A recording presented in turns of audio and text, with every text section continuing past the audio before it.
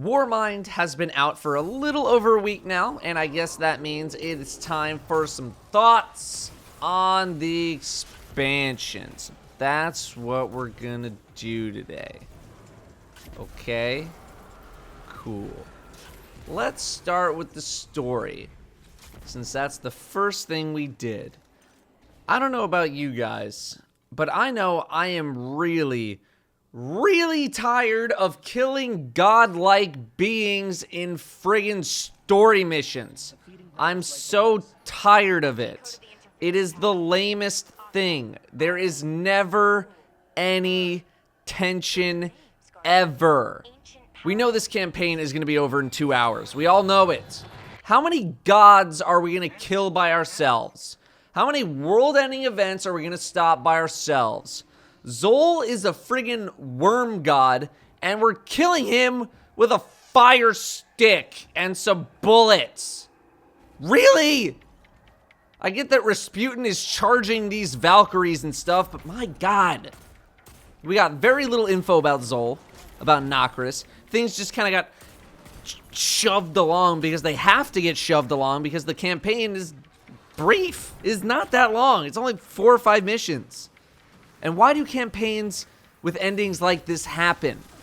Because if they turn these encounters into raid encounters, which is what I think they should do, the majority of people wouldn't even see them. And I'm sure Bungie wants to give those people a good ending where they do the thing and hooray. I think that's lame as someone who wants to try to get invested in the story, because it just feels like things have to end so quickly and they get pushed along so quickly.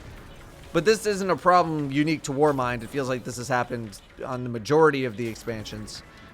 I don't know. Me personally, I'm just really tired of things of such importance being able to be done completely on my own. These hugely powerful beings.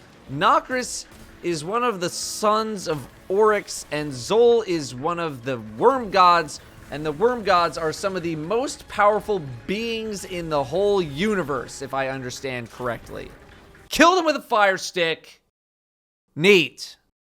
The actual story, by the way, behind the reason why Nokris and Zol are on Mars is because Nokris made a deal with Zol in an attempt to impress Oryx, who is Nokris' father, although the other worm gods rejected Nokris, and then Zol fled because he was afraid that he was going to be attacked by another worm god, Yule, who was afraid of Oryx attacking him, so that other worm god wanted Zol's power, so they try to leave to conquer Mars, and hundreds of years before Destiny 2 even happens, they somehow both get trapped in the ice and are freed with the events of Warmind. Simplified, but that's about it. Okay. The finale with Rasputin was a pretty fun moment, though, especially seeing Zavala getting taken down a peg for once.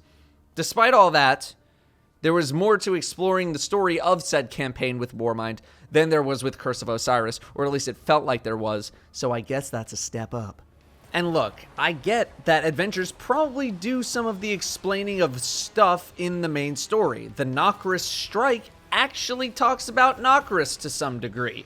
But it can't always be experience the story and then actually find out the context later. That is not satisfying. Someone who is only very casually into the story is not going to get any of the context of Nokris being a necromancer and why that's strange for the Hive, or Zol actually being weak, considering he's a worm god and all that. And as a result, those people aren't going to care too much about the adventures. I am someone who cares very much about this franchise. There are no stakes for me to care about. Something like the Book of Sorrows from The Taken King was fantastic, but I never felt like there was something to lead me to learn more about the Book of Sorrows. I just kinda did it on my own. Good thing or bad thing, I don't know.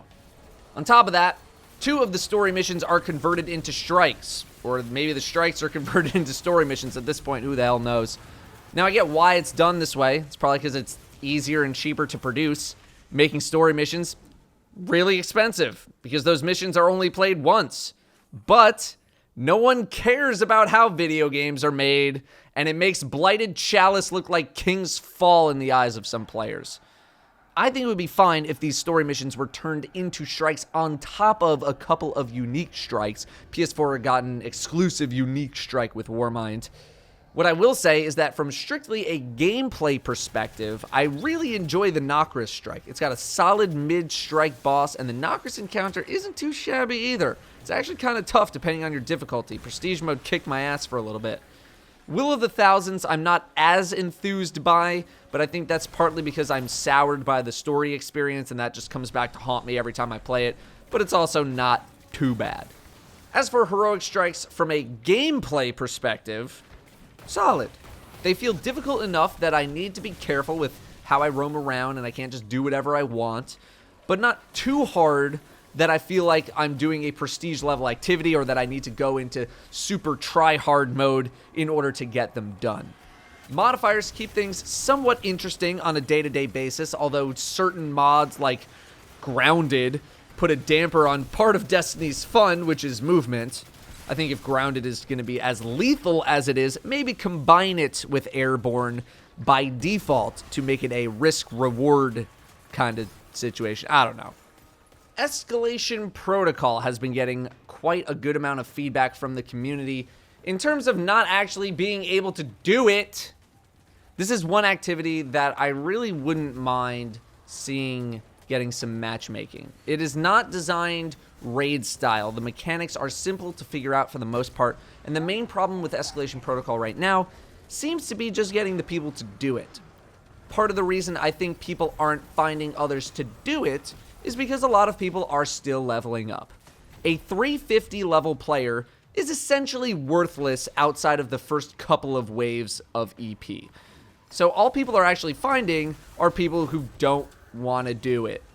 I think as people level up and feel like they can actually contribute to the encounters, it'll hopefully not be as big of an issue. Not being able to play something immediately is annoying, yeah, and perhaps the starting level could be brought down to 360 so that people can actually get a feel for things before starting to hit that difficulty ramp up. I know I was completely ignoring it outside of the custom groups I was in because I was just too low level to contribute. I just couldn't do anything. Also, even though it's technically designed to be done by 3 people at max level, the perception is that it doesn't feel like it's supposed to be done like that, not to mention that it's just more fun with more people. So people will go exploring and only see 2 or 3 other people's trying it and think, we're not going to get anything done, and just bail immediately. And then there's some times where you just don't even feel like doing it at all. If possible, I wouldn't mind seeing this have maybe even 6-person matchmaking and then up to 9 in patrols. If need be, reduce the potency of the rewards from doing it match-made instead of organically. I'm not sure you really need to do that, but whatever. Again, this is an end game activity with enemies that are stronger than the enemies at the end of the new raid lair.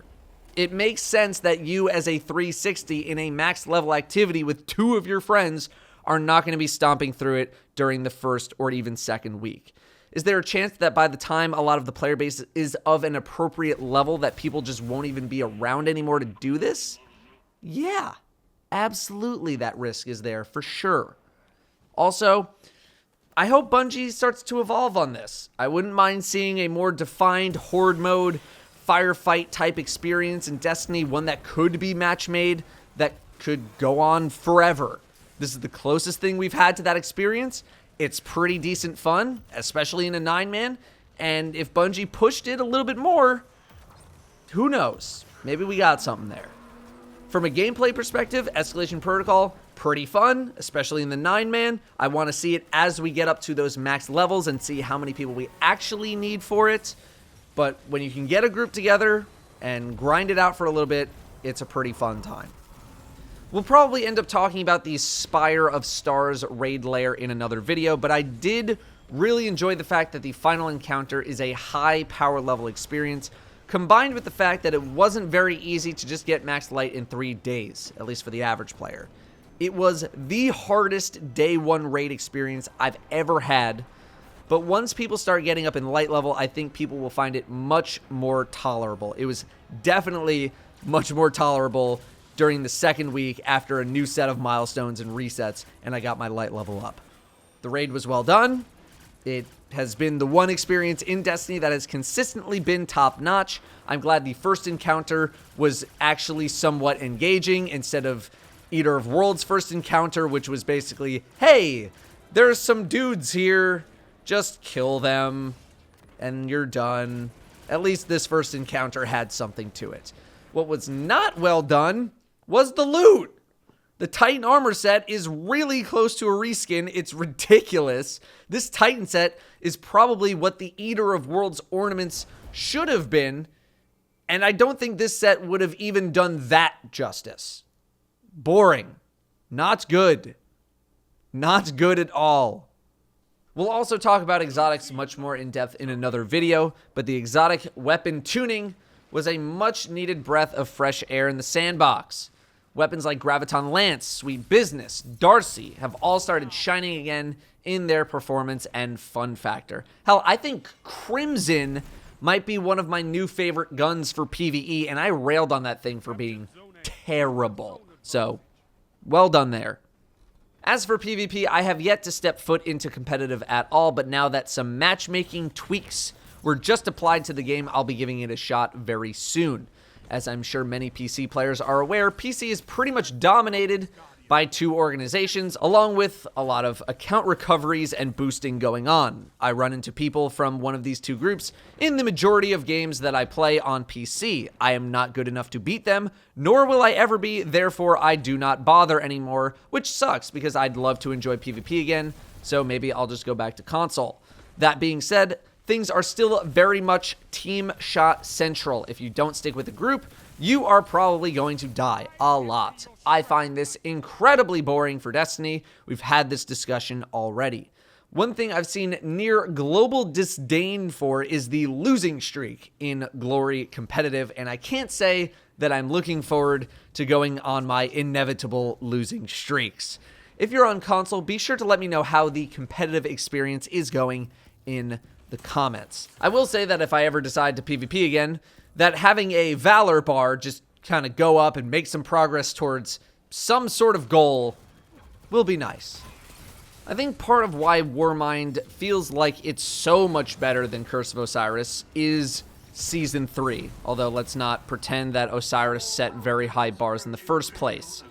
Osiris came with Season 2, and with Season 2 came a refresh of the Eververse store and the Dawning, both of which were not very well received by the community whatsoever. The Dawning basically became the turning point for Bungie in terms of how Destiny 2 micros, among other things, are handled.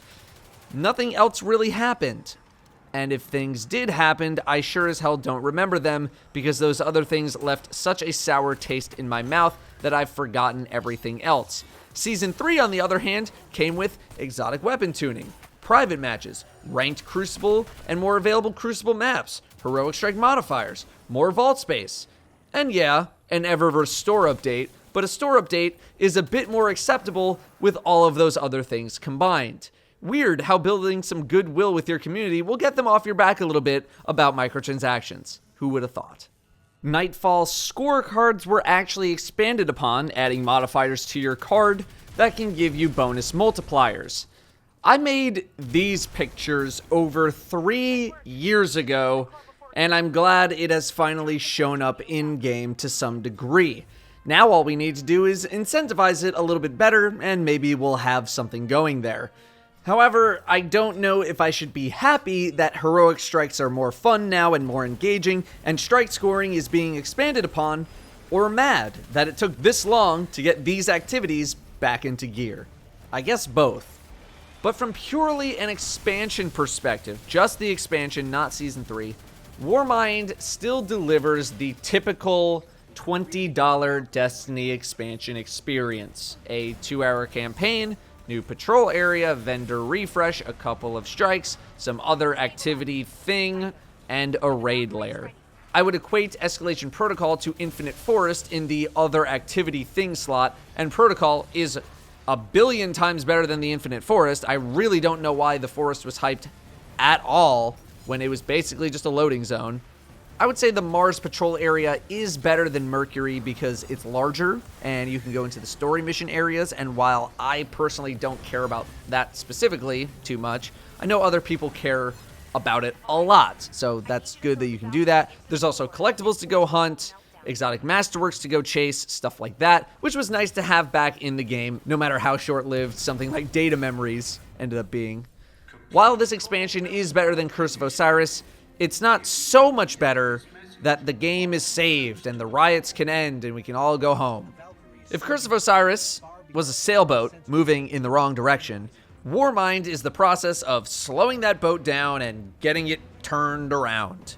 For me, and for most of the community, eyes are still on September for a Taken King level quality expansion.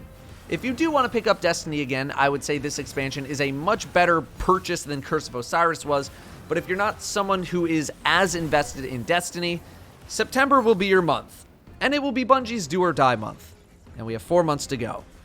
If you enjoyed this video, a positive rating will boost my self-esteem because my entire life's value is based on the amount of likes that I get on a video.